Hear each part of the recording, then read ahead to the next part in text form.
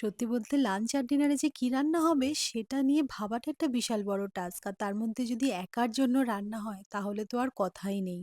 Hey everyone, welcome to another short video. তো তোমরা তো জেনেই গেছো যে সৌরভ এখন কলকাতায়, আমি আর তোজো এখানে এখন একা।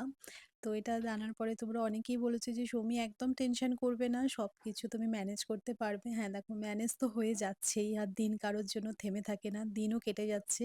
বাট একটা টডলারকে একা হাতে ম্যানেজ করা কিন্তু খুব একটা ইজি ব্যাপার নয়।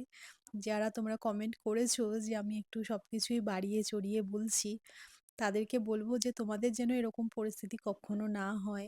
আর যারা যারা আমার পরিস্থিতির মধ্যে দিয়ে গেছো আর আমাকে সাহস জুগিয়েছো, তাদেরকেও আমার তরফ থেকে একটা বিগ স্যালিউট।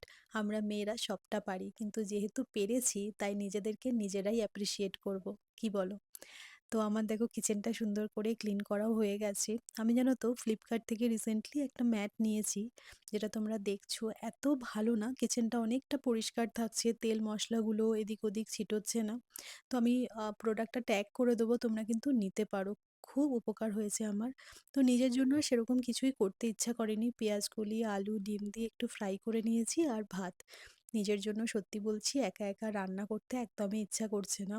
তো বিকেলের দিকে দেখলাম আরও একটা ফ্লিপকার্ট থেকে পার্সেল আসলো। তো এর মধ্যে যে জিনিসটা আছে এটা আমার থেকেও তোজো বেশি এক্সাইটেড হয়ে গেছে। এরম বাবার কোটান বাবার কোটান এরম ভালো, এটা সুন্দর।